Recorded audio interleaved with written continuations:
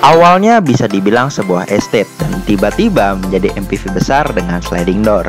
Selamat datang di channel Homiki TV dan inilah Honda Odyssey generasi terbaru.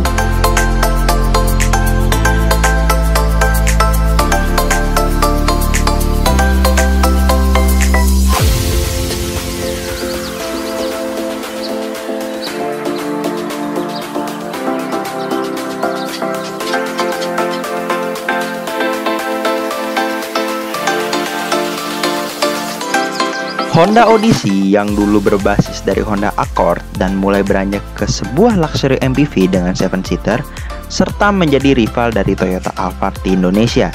Dan sebenarnya tidak buruk juga karena menjadi MPV besar, mobil ini akhirnya memiliki kepraktisan yang baik serta dapat lebih diandalkan untuk mobilitas keluarga.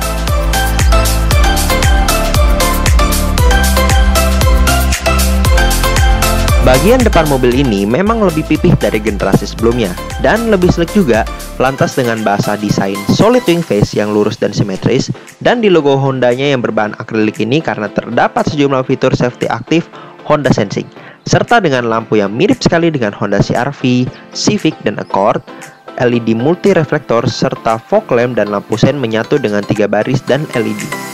That's it.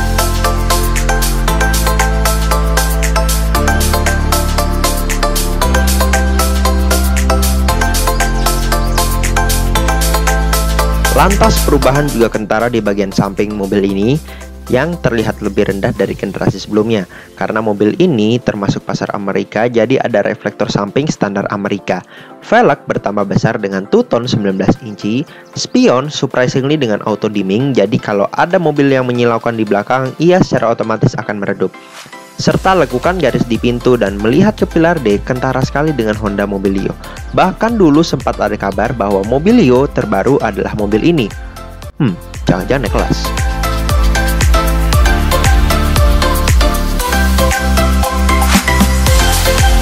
Meskipun sebuah MPV keluarga yang mewah, namun kesan Accord di mobil ini cukup nampak.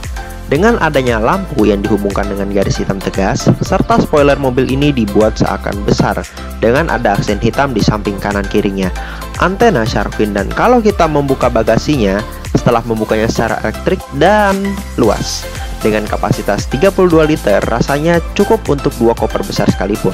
Dan kalau masih kurang, baris ketiga dapat dilipat meskipun kurang praktis, namun setidaknya space-nya menambah signifikan.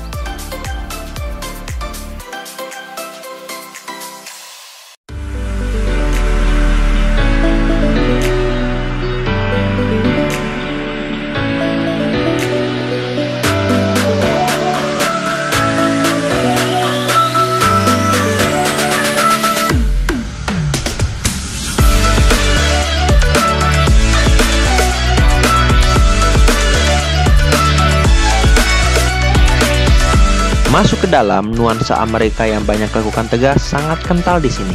Dan langsung melihat canggihnya dari gear selector dalam bentuk tombol-tombol. Di sampingnya ada auto start stop, indikator-indikator, mode berkendara, tombol hazard, serta pemanas dan pendingin jok.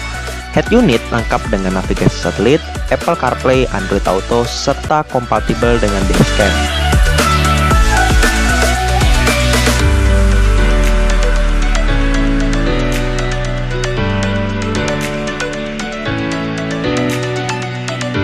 Tidak kalah menarik, instrumen cluster mobil ini minimalis dengan RPM di atas, serta indikator suhu dan bahan bakar di kanan kirinya. Di tengah ada kecepatan dan MID. Pengatur jok di kanan kiri 8 arah dengan lumbar support 4 arah plus memori seat di sisi kanan. Karena mobil ini sudah lengkap dengan Honda Sensing, sudah sangat memudahkan pengendara dengan fitur lane keeping assist, active cruise control, auto braking, dan masih banyak lagi.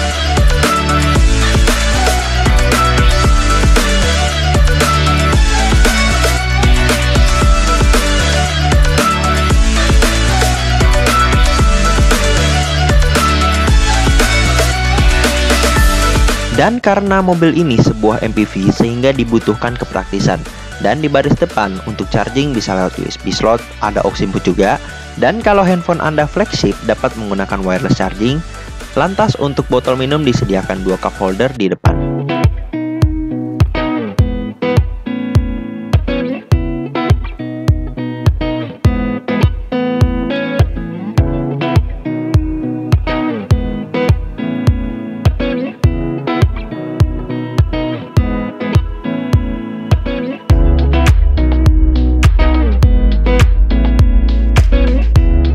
Sebagai sebuah MPV, Honda Odyssey memang sangat praktis, apalagi di row kedua mobil ini. Pertama, untuk legroom dan headroom, untuk postur rata-rata orang Amerika sangat memadai. Lantas, captain seat juga meningkatkan kenyamanan penumpang di tengah. Serta jok baris kedua ini dapat diatur bahkan disatukan untuk duduk sebagai 3 penumpang, meskipun ada opsi untuk menempatkan jok di tengah. Serta fitur yang enak.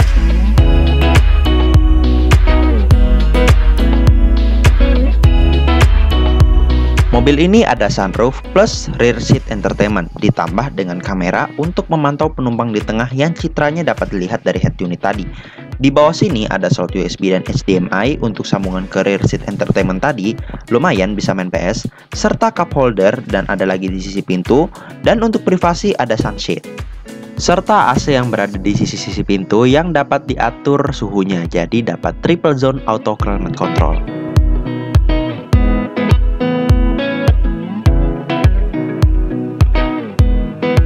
Karena mobil ini adalah MPV besar, sehingga orang dewasa dapat duduk di baris ketiga mobil ini dengan proper.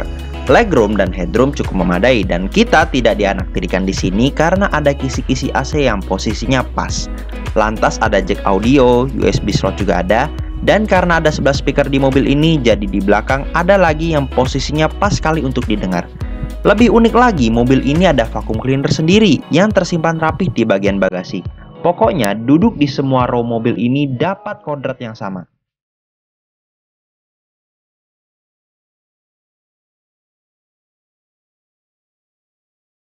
Meskipun mobil ini besar, namun diberikan mesin yang lebih dari cukup. Karena untuk pasar Amerika, mobil ini mendapatkan mesin 3500 cc V6 dengan tenaga 280 horsepower dan torsi mencapai 355 Nm. Disalurkan ke dua roda depan melalui transmisi 10 speed, banyak sekali. Namun kita juga jangan berharap mesin itu masuk ke Indonesia karena skema pajak mobil yang di atas 3000 cc. Jadi kemungkinan besar kita akan mendapatkan mesin yang sama seperti Honda Civic, CR-V, dan Accord di Indonesia, yakni 1500 cc turbo dengan tenaga 190 PS dan torsi 240 Nm. Disalurkan ke dua roda depan melalui transmisi CVT, atau mesinnya sama seperti Honda Civic Type R dan Accord yang ada di Amerika juga. 2000 cc turbo dengan tenaga 252 horsepower dan torsi 370 Nm. Disalurkan ke dua roda depan melalui transmisi 10